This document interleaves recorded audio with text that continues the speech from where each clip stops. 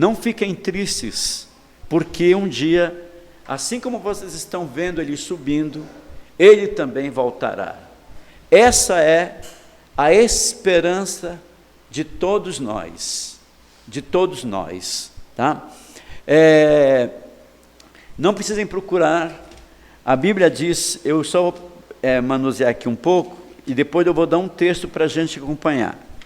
Então, só para vocês terem uma ideia, aqui no livro de Efésios, entendeu? No capítulo 4, a Bíblia diz assim, ninguém precisa procurar. Portanto, eu, o prisioneiro do Senhor, suplico-vos que andeis de modo digno para com o chamado que recebestes, com toda a humildade, mansidão, com paciência, suportando-vos uns aos outros, no amor. Aí ele diz, mantendo a unidade do Espírito, o vínculo da paz, porque há um só corpo, um só Senhor, um só Espírito, uma só esperança, e uma só esperança, e há uma só fé, e há um só batismo. Então, só há uma esperança. Que esperança? Está entendendo? A esperança de uma vida eterna. Isso é comum a todas as confissões cristãs, isso é comum. Não há nenhuma confissão cristã que não defenda isso. E eu até citei que os próprios católicos, eles também esperam pela volta do Senhor. Isso é um dogma de fé. Então, essa esperança a qual o apóstolo Paulo fala, há uma única esperança, é a esperança da vida eterna. Tudo bem? Então, aí eu pensei falar para vocês sobre a igreja, né? E vamos tentar aqui trabalhar um texto que está lá no livro de Mateus, no capítulo 25, entendeu? No capítulo 25, a Bíblia diz o seguinte: portanto, o reino dos céus será semelhante a 10 virgens que pegaram suas candeias e saíram para encontrar-se com o noivo, tá? Com o noivo. 5 delas eram sábias, mas outras 5 eram inconsequentes. As que eram inconsequentes, ao pegarem suas candeias, não levaram óleo de reserva para consigo. Entretanto, as prudentes levaram óleo em vasilhas junto com as suas candeias. O noivo demorou a chegar, e todas ficaram com sono e adormeceram. À meia-noite ouviu-se um grito: eis que vem o noivo. Saí ao encontro. Então todas as virgens acordaram e foram preparar suas candeias. As insensatas recorreram às sábias: dai-nos um pouco do vosso azeite, porque as nossas candeias estão apagando. Porém, as prudentes responderam: não podemos, pois assim faltará tanto para nós quanto para vós outros. Ide, portanto, aos que vendem e comprai-o. Mas saindo elas para comprar, chegou um noivo. As virgens que estavam preparadas entraram com ele para o banquete de núpcias e a porta se fechou. Mais tarde, todavia, chegaram as virgens imprudentes e clamaram: Senhor, Senhor, abre-nos a porta. Contudo, ele lhes respondeu: com certeza vos afirmo que não vos conheço. Portanto, vigiai, pois não sabeis o dia e tampouco a hora em que o Filho do Homem chegará. Então, irmão amado, veja bem, o texto ele termina, é uma parábola que Jesus está contando, mas o texto termina e já fala em si mesmo. O texto em si, no final dele, ele já explica, entenderam? Ou seja, ele diz: olha, portanto vigiai, pois não sabeis o dia e tampouco a hora que o Filho do Homem chegará. Portanto, o texto está se referindo à volta dele. Só que, até Jesus voltar, a igreja ainda teria um caminho, um curso a seguir. E esse caminho seria, para nós humanos, muito longo ainda. Então, nós estamos há 2000 anos de história já, e até agora isso aqui não aconteceu. A igreja de Jesus, ela passou por algumas fases, até hoje, tudo bem? A igreja, ela passou por algumas fases, e eu vou estar falando rapidamente dessas fases, para vocês entenderem bem essa parábola que Jesus contou e falou, se referindo a uma preparação para a volta dele. Então, no primeiro momento da igreja, a igreja ela saiu com toda a força, com toda a vontade, sabe aquele primeiro amor de sair pregando o evangelho para a todos e tal, e trouxe um grande problema.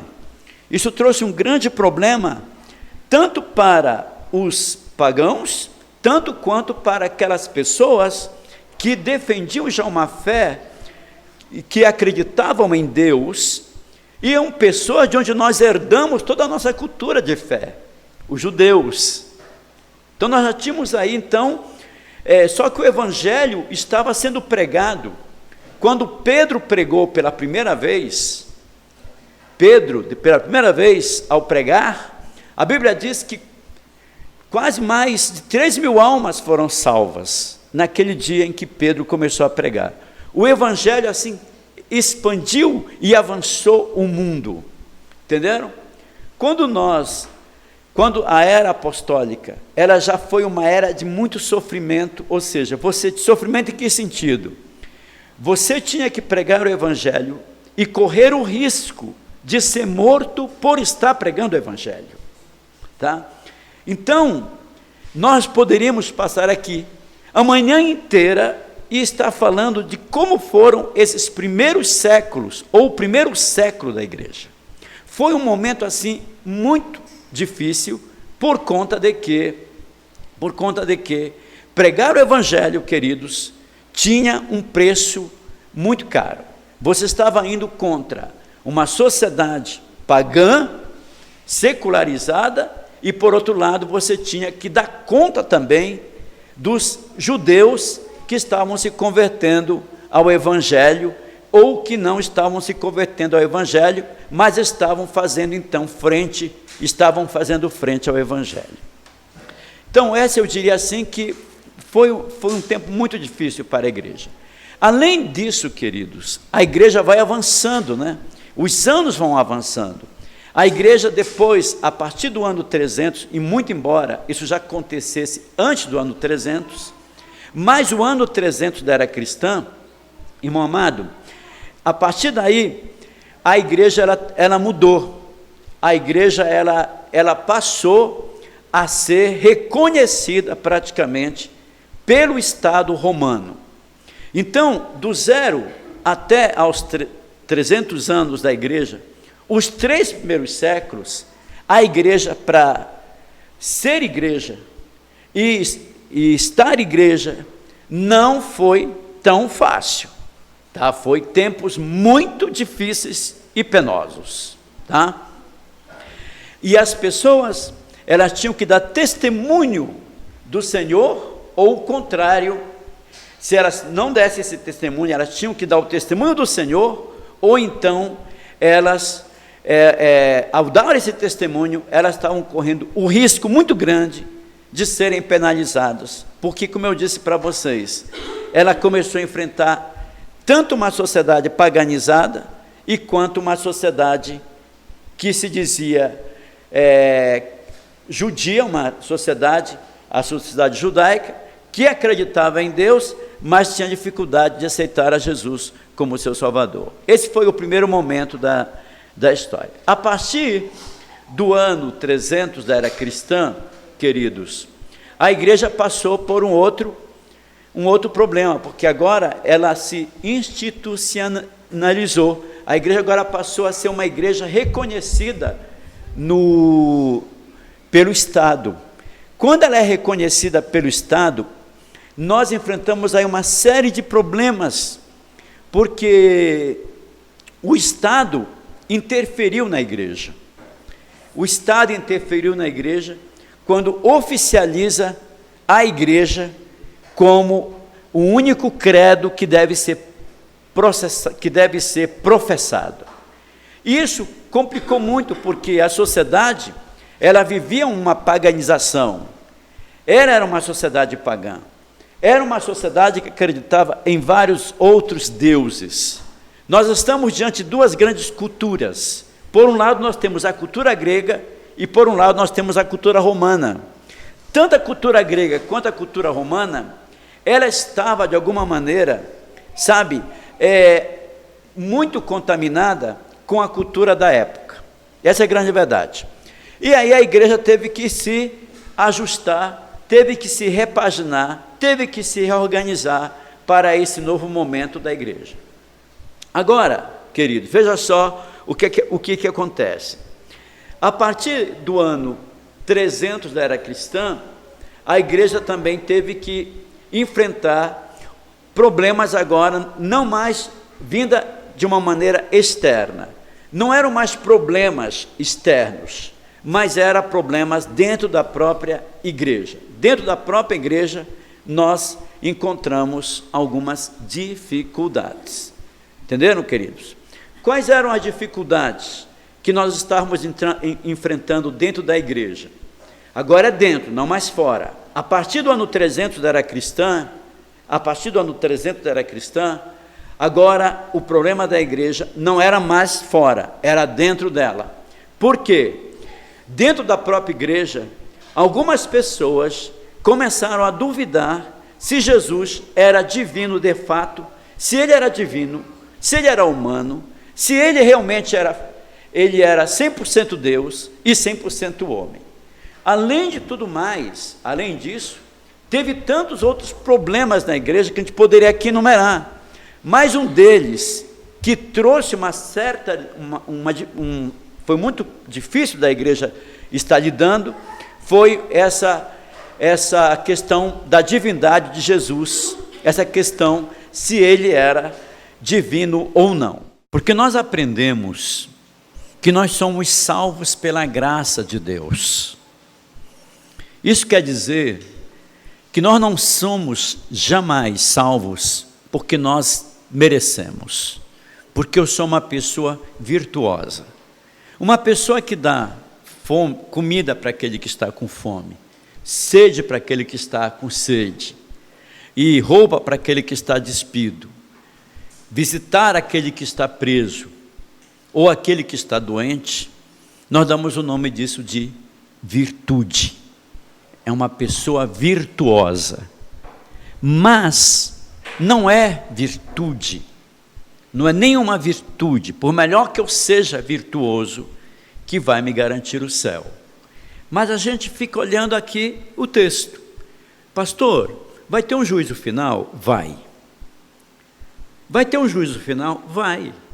Isso é uma das coisas que ele vai voltar, como nós vimos na parábola das 10 virgens, mas também ele vai voltar com várias finalidades. Eu não sei se o pastor Luiz ele vai elencar essas finalidades aqui, mas muitas coisas vão acontecer durante a volta de Jesus. Os mortos que morreram em Cristo, eles vão ressuscitar. O apóstolo Paulo fala isso. O apóstolo Paulo, em 1 Coríntios capítulo 15, ele constrói todo um pensamento a respeito dos que já morreram. Então, mas a ideia minha aqui era não estar entrando nesses temas mais profundos, porque precisaríamos até de mais tempo. Mas eu queria assim pensar uma coisa, queridos, com vocês. Vai ter um juízo final? Vai ter um juízo final.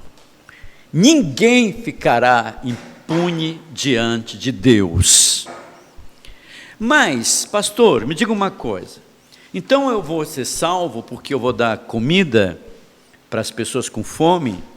Eu vou ser salvo porque eu vou dar roupa para quem está despido? Eu vou ser salvo porque eu vou visitar os presos? Eu vou ser salvo porque eu vou visitar os doentes? Como é que é isso, pastor? Nós somos salvos pela graça. O passaporte para entrar no céu se chama o sangue de Jesus. Só que quando a graça ela chegou até nós, a graça, eu volto a repetir, e eu já falei isso hoje de manhã. Irmão amado, os budistas têm fé? Com certeza têm fé. Entenderam? Uma vez, há muito tempo atrás, eu não sei, talvez vocês nem se lembrem disso, lá no bairro de São Paulo, em Itaquera, apareceu um risco num vidro de uma janela, e o pessoal olhava para aquele risco, e viu a imagem da Fátima, da Nossa Senhora de Fátima, porque a Fátima, ela é bonita aquela imagem, né? Ela faz assim, ó. Então você parece que ela está olhando mesmo, né? Ela é bonita. Então, e quando a câmera focava lá, estava o desenho dela ali. Irmão, aqui ela juntou tanta gente, que foi inclusive um apresentador de televisão chamado Gugu Liberato. Ele foi lá filmar e deu um ibope tremendo. Nossa, a Virgem está aparecendo aqui, que era a Virgem. E o pessoal começou a ir lá e ver tal.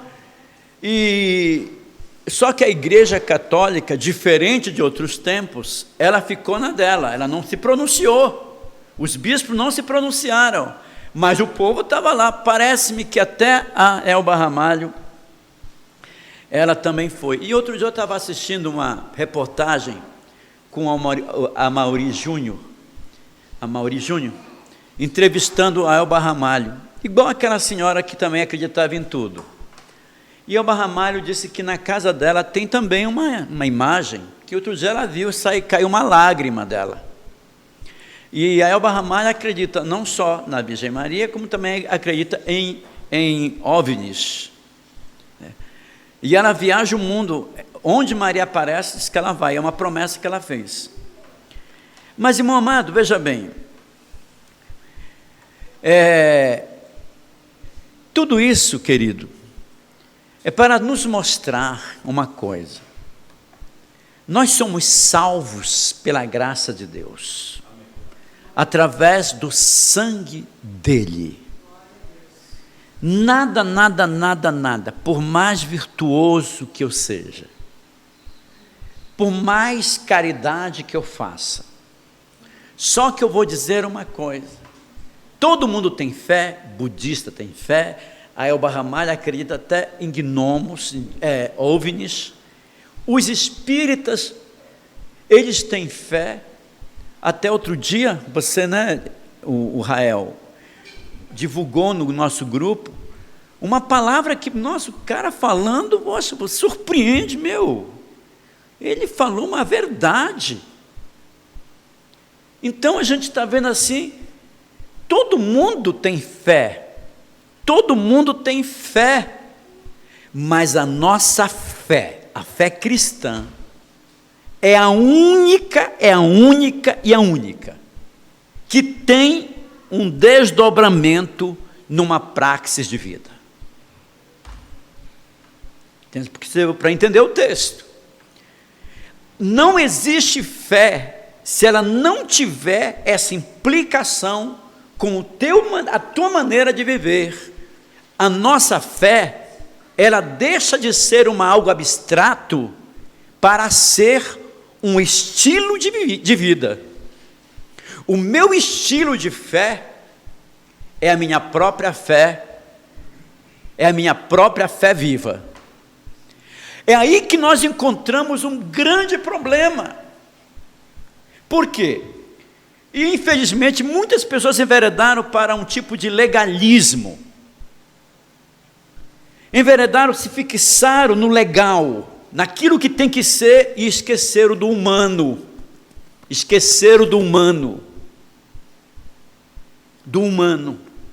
Eu não sei se vocês conhecem o texto, mas conhecem com certeza. Quando foram apedrejar aquela mulher, levaram para Jesus para ser apedrejada, eles queriam testar Jesus, porque Jesus se dizia o Messias. Então vamos ver agora como é que ele vai sair. Aí Jesus, levando lá, eu não sei porquê, tudo que eu disser aqui é fruto do meu imaginário. Jesus desceu e começou a escrever. O livro de João diz que ele começa a escrever no chão. Por que ele fez isso? Quando ele levanta, ele pergunta para o pessoal, quem não tem pecado, aliás, modo de expressão, quem não tem pecado, seja o primeiro a tirar a pedra. Jesus levou essas pessoas, jogou o discurso para eles mesmos, para elas mesmas. E aí cada um foi saindo, porque não havia nenhum justo ali, todos eram pecadores. Em seguida, Jesus veio para a mulher e disse assim, quem te condenou? Ninguém. E nem eu te condeno. Vá em paz, mas não peque mais. Pronto. Só que logo em seguida, o João diz assim, depois destas coisas, Jesus diz o seguinte, eu sou a luz do mundo, e quem me segue não andará em trevas, mas estará diante da luz da vida. Aí os discípulos, os judeus que escutaram isso, não gostaram nem um pouco, e pressionaram a Jesus. Por quê? Como é que, nossa, ele ainda ousa dizer que é a luz do mundo, é muito ousado. Jesus ficou tão irritado com eles, que chegou um momento em que ele disse assim, sabe de uma coisa? Vocês não vão entender o meu discurso. Sabe por que vocês não vão entender o meu discurso? Porque vocês são daqui de baixo e eu sou lá de cima.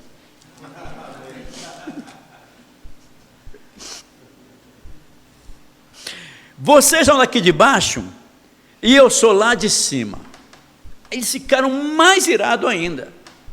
E eu digo mais, se permaneceres na minha palavra, verdadeiramente você será meu discípulo. Se não permanecer na minha palavra, você não será meu discípulo.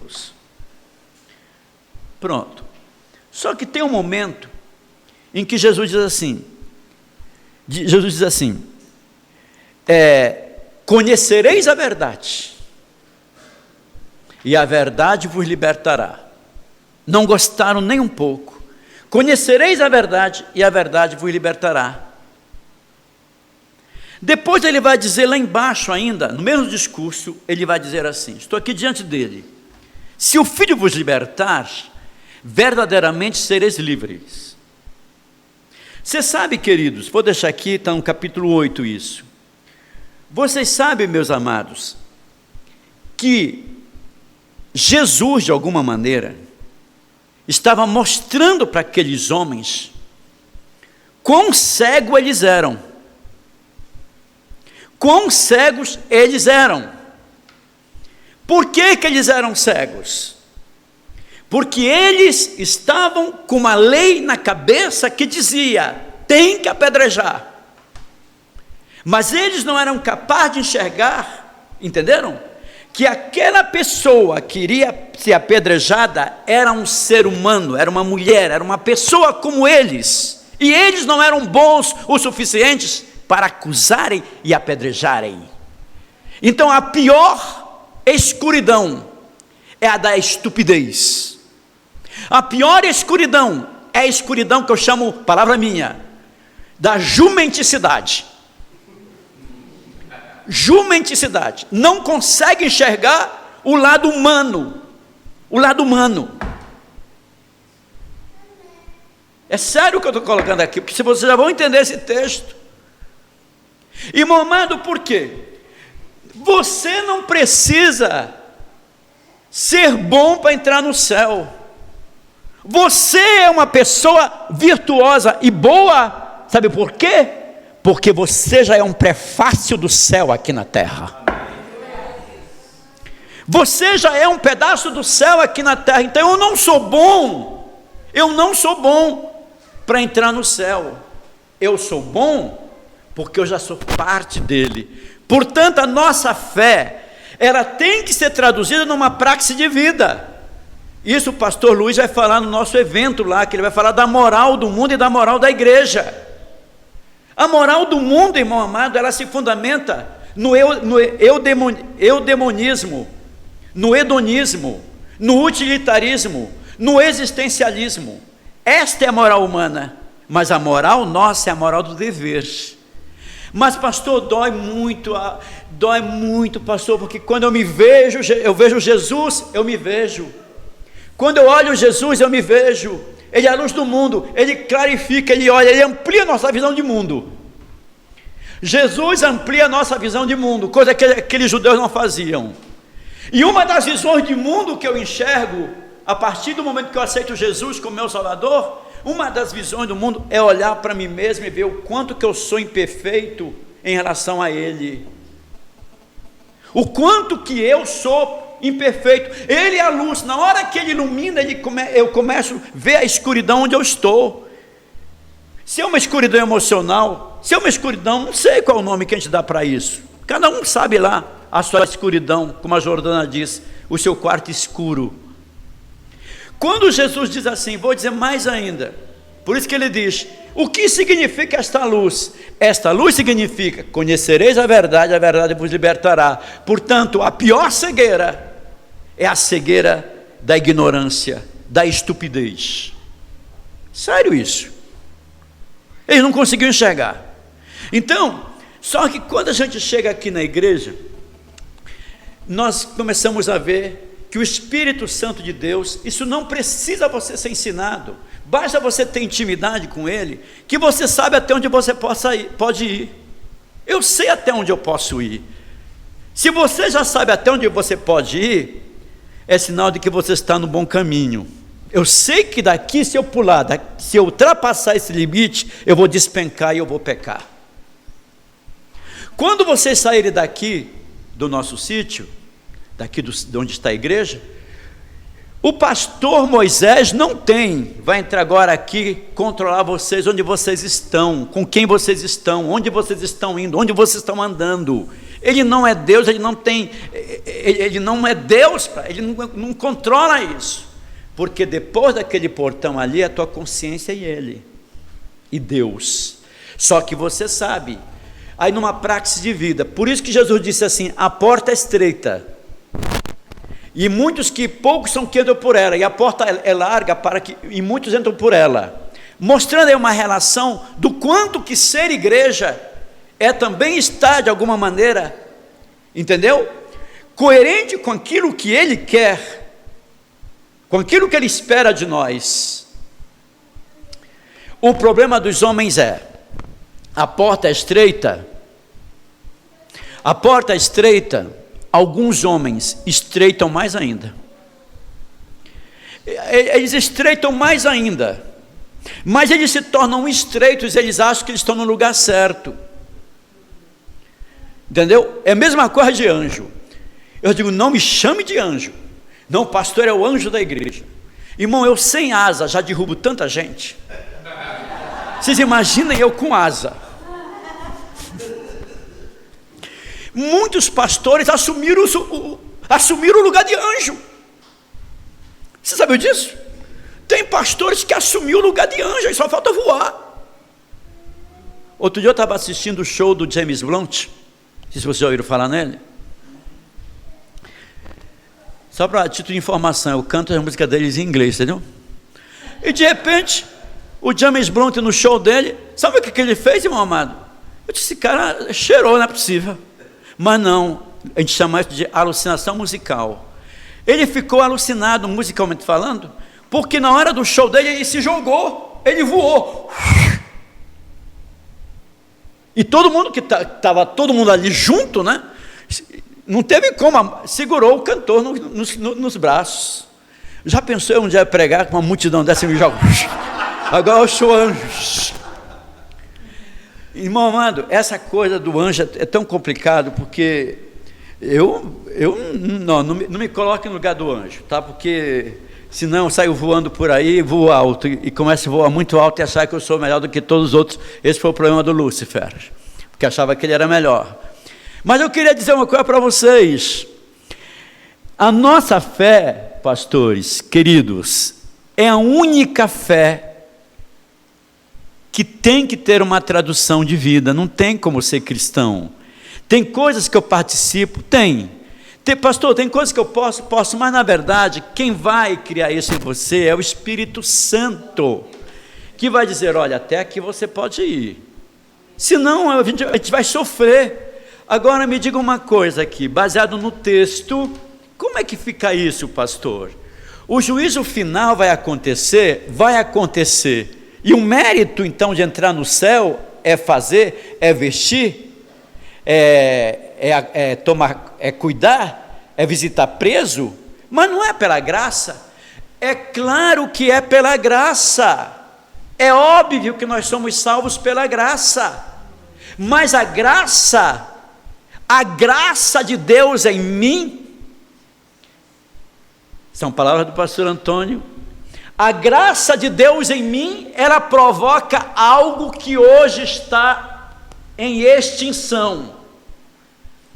E pasmem uma coisa, está em extinção dentro da própria igreja. A graça de Deus em mim, ela produz algo. E o que é que ela produz baseado no texto? Eu resumo esse texto numa simples e quão profunda palavra: compaixão. A graça sem compaixão é uma graça estéril. A graça sem compaixão, ela não produz nada, ela é egocêntrica. A graça sem compaixão, ela é medíocre. A graça sem compaixão, ela é legalista. A graça sem compaixão, ela é religiosidade pura. A graça sem compaixão, ela é apenas uma poesia vazia. Graça produz compaixão.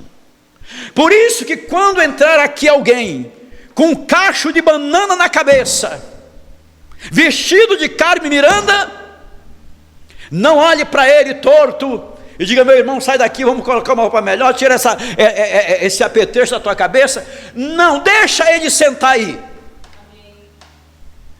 Só que nós estamos assustando essas pessoas. Deu para entender, queridos? Então, na verdade, eu serei salvo pela graça. Ok? Muito bem. Mas a graça tem que provocar em nós o que Jesus colocou aqui. A igreja é o lugar de acolhimento. A igreja é lugar de cuidado. A igreja é lugar de compaixão. A igreja é lugar de empatia. A igreja é lugar de troca. A igreja é lugar de sensibilidade pela dor e sofrimento do outro. Esse será o parâmetro da salvação. Não é a ação em si que é o parâmetro, mas a graça de Deus provocou em mim algo, porque eu era uma pessoa ruim, eu era uma pessoa do mal. Mas quando a graça chega em nós, essa maldade, essa cultura da ruindade, essa cultura da maldade, essa cultura está escrito aqui. Eu não preciso dizer mais nada. Meu irmão, aqui Jesus deixou bem claro que tem que haver uma troca, tem que haver comunhão. Vocês querem ver uma coisa, irmão amado? Não precisa nem procurar. Este salmo, eu fico pensando nesse salmo. Olha só o que diz aqui. Deixa eu ver aqui. Esse salmo, ele é bem curtinho. Diz assim, olha só: quão bom e quão suave é que os irmãos vivam como irmãos.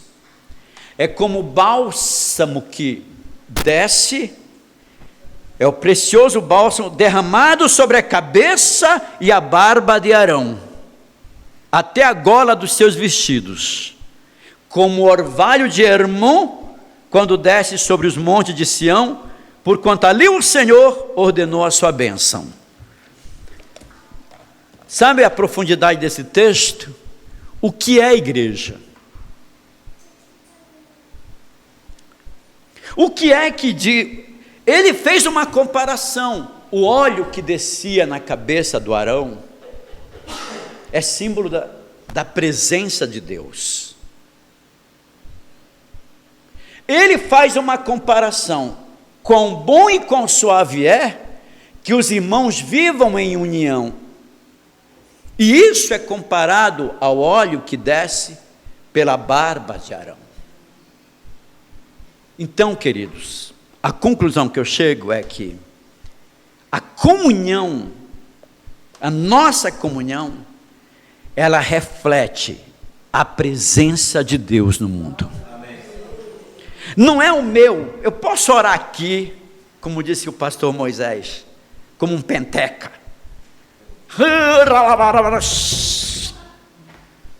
Eu posso chegar aqui, eu não estou desmerecendo isso não, eu sei transitar muito bem, eu não posso chegar aqui e dizer, olha, Deus está me revelando isso de você assim, assim. Deus usa os seus profetas, Deus usa os anjos da igreja, Deus usa quem Ele quiser. Mas, irmão amado, não pense em vocês, que é o que eu faço, nossa, esse homem é ungido de Deus. Você sabe o que mais representa a unção de Deus e a presença de Deus na face da terra, segundo o Salmo 133? É o quê? A nossa união. A nossa união. Por isso que o diabo, Satanás, ele odeia a união, porque a união é o que mais representa Deus na face da terra. Por que as pessoas casam em nome do amor? Na primeira noite ali, no altar, se beijam, gastam uma fortuna de buffet, entendeu? Agora lá em São Paulo é de 20 mil para cima, para reunir umas 50 pessoas, para entrar de véu, cantando. Eu já tive em casamento que até a trombeta teve. Pó, pó, pó, pó. E de repente, 4 anos depois, separou. Adiantou gastar todo aquele dinheiro, tocar trombeta, tocar tanta coisa. Sabe por quê, irmão amado? Porque o diabo, Satanás, onde tiver união, ele quer colocar lá a divisão no meio dele. Irmão amado, é claro que existem, guardadas as proporções, existem divisões e divisões. Isso tem que ser visto. Mas algo me chama a atenção aqui. O parâmetro vai ter um juízo final. E o parâmetro desse juízo final é o resultado de um evangelho na minha vida, traduzido nessas palavras do Senhor. Os bodes, eles não são suscetíveis a ensinamento. Eles não são domáveis. Entendeu? Eu não tenho ideia, mas já ouvi falar sobre isso. As ovelhas são mais sensíveis.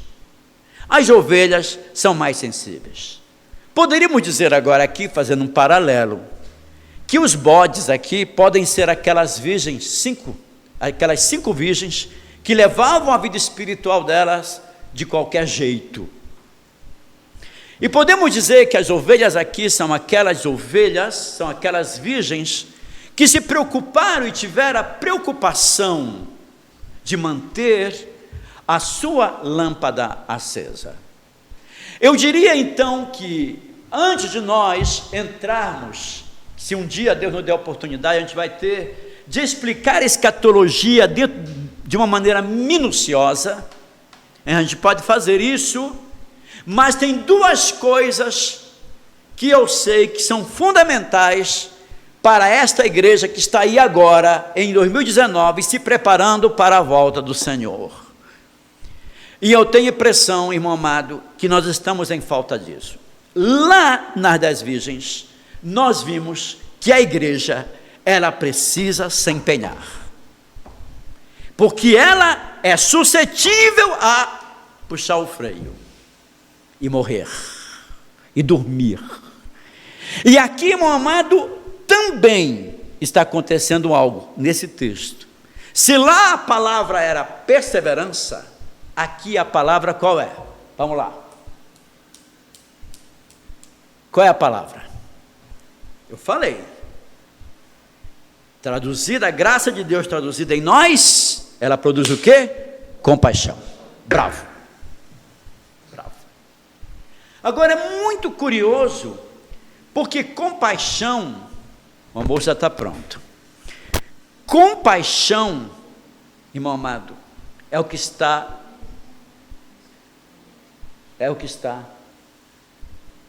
em extinção.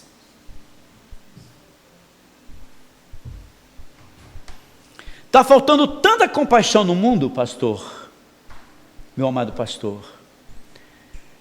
Está faltando tanta compaixão no mundo, que tem um mercado que está ganhando muito pela falta de compaixão. Esse mercado está crescendo e muito. Em cada lugar que você está em São Paulo, você vê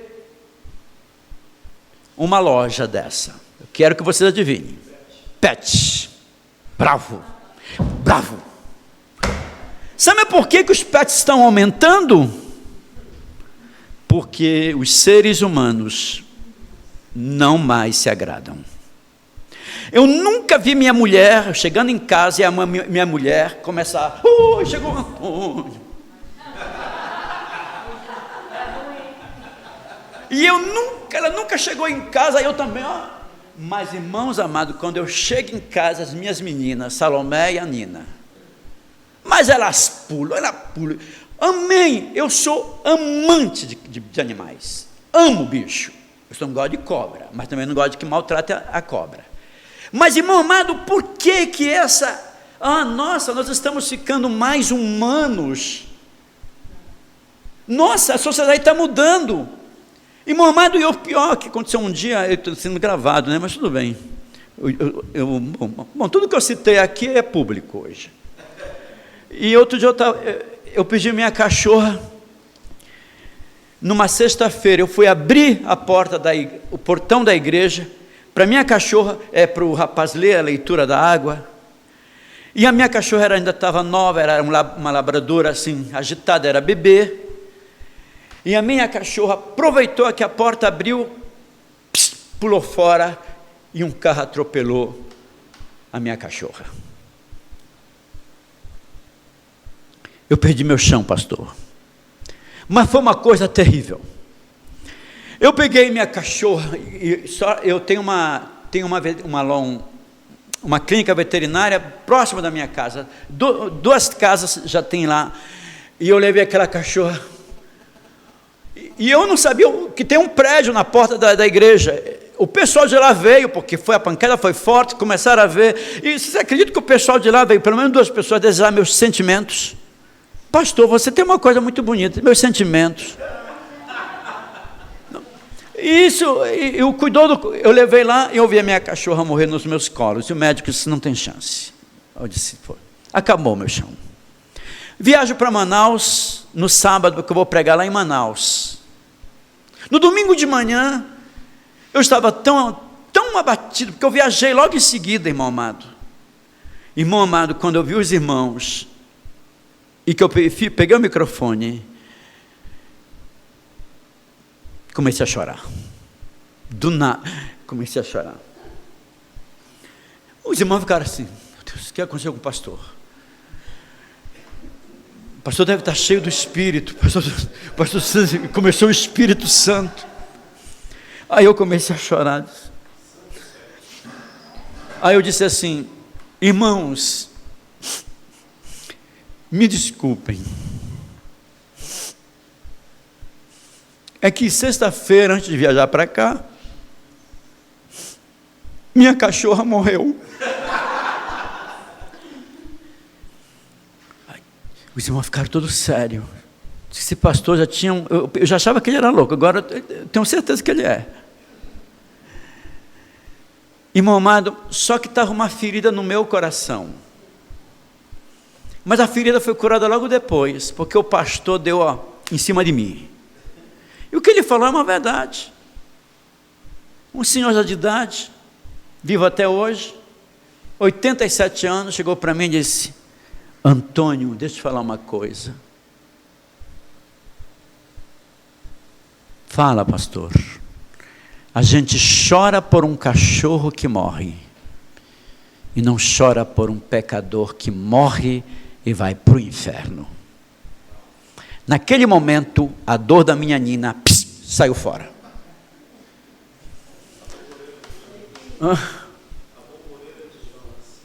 Mas eu pergunto para você, quem é que chora hoje por um pecador?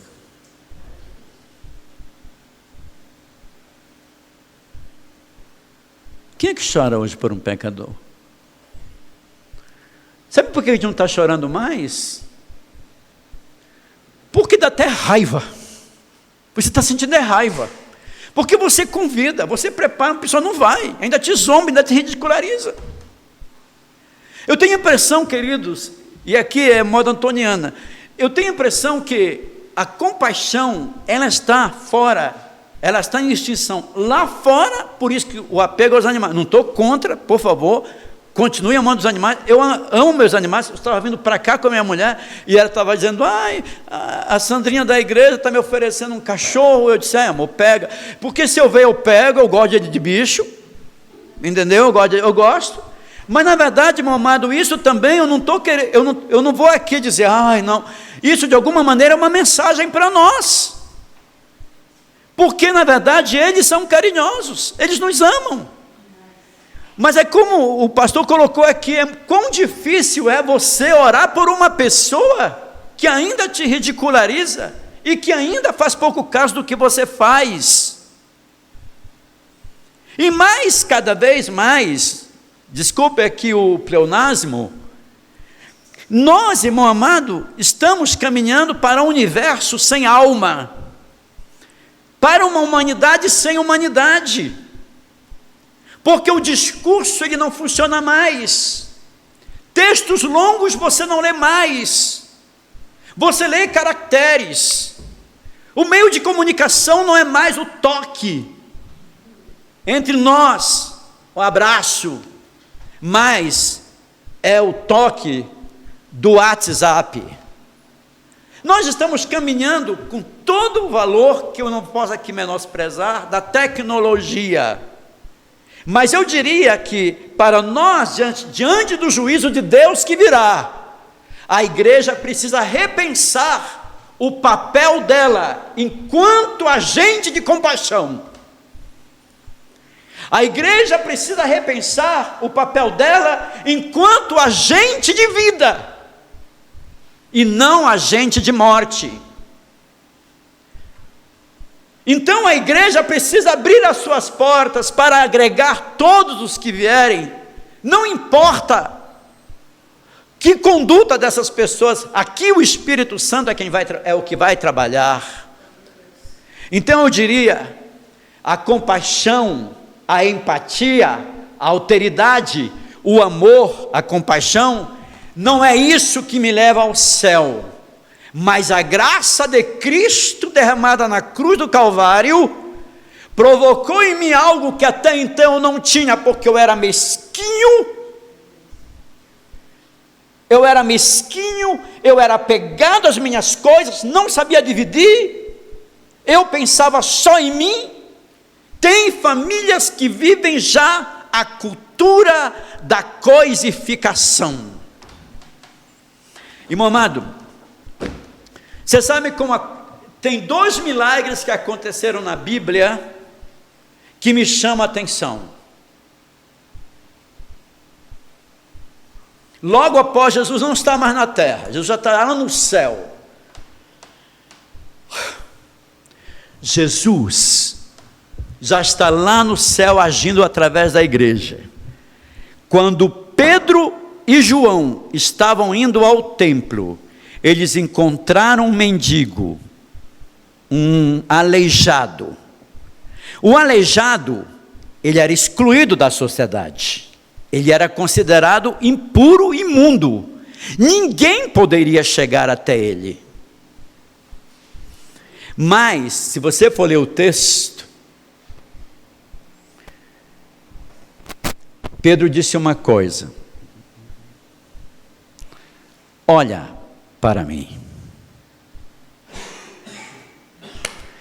Para uma pessoa chegar, para um aleijado, para uma pessoa chegar que era considerada impura e dizer: olha para mim, eu acho que esse olhar fez toda a diferença na vida daquele coxo. Este olhar fez toda a diferença na vida daquele coxo. Porque esse olhar significa que eu estou te vendo. Esse olhar significa que você não é uma tribuna que eu faço aqui e não cumprimento. Eu estou andando com os meus cachorros numa praça linda que tem lá na Moca. Irmão amado, acho que eu sou meio louco. Mas na verdade eu aprendi isso lá nos Estados Unidos. E a palavra que eu escutei mais nos Estados Unidos foram excuse me. A palavra que eu escutei mais lá foi excuse me. Mas que tanta excuse me? Eu estou andando e o pessoal andando. A pessoa que vai passar na minha frente, no mesmo caminho. Excuse me. E vocês já repararam quando você está como é em shopping? Lá no Shopping Central Plaza é o shopping de pobre, porque tem outro que é de rico. Eu vou no do pobre. Tem umas que estão a cadeira, a mesa assim, outra mesa assim. A pessoa senta do meu lado e não diz assim: dá licença. São coisas tão elementares na vida. Aí quando eu me levanto, aí eu faço com raiva. Dá licença? Obrigado. Fui ruim. Mas na verdade, essas coisas tão básicas fazem toda a diferença na vida. Olha para mim. Eu não sou coisa. Você não é mais uma coisa. Você não é mais para ficar neste lugar. Eu vou dizer uma coisa para você: ouro e prata eu não tenho, mas uma coisa eu sei que vai ser muito útil para você. Eu te dou amor, eu tenho Jesus, eu tenho compaixão de você. Você é igual a mim? Você é igual a mim? Isso é muito importante ser resgatado. Você não é uma coisa. O juízo final vai vir aí. E nesse juízo final vai ser levado em conta a graça de Deus em nós. Por isso que a nossa graça que nós professamos, ela tende a uma inclinação à religiosidade? Tem. A religiosidade, ela é estéril, ela não produz mais vida. E comunhão não é só isso não. Olha para mim, vamos dar passo para o irmão, olha para o outro lado. Não é só isso, isso é apenas uma interface. Mas a compaixão é um telefonema, é um toque. Estou com você nessa. Irmão, o dinheiro eu não tenho, mas uma coisa eu tenho: oração. Isso não vai faltar nunca por você. Pode crer que eu estou com você nessa. Só que para encerrar, um outro milagre que aconteceu na Bíblia. Diga, então vamos dizer aqui, só para ver se fixou. O olhar do Pedro para o coxo fez toda a diferença. E tem mais. Eu gosto de ser aplaudido. Pode me aplaudir.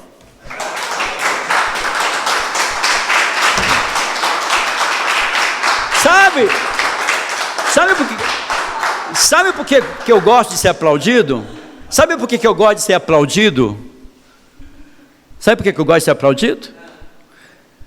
Porque é bom ser amado. Que bom, isso você, é claro que essa batida de palma é para mim, agora para Jesus é diferente. Nós somos agora, não, todas as palmas louvem a Deus. Mentira. As palmas é para você. Mentira, eu gosto. Eu vou ser falso.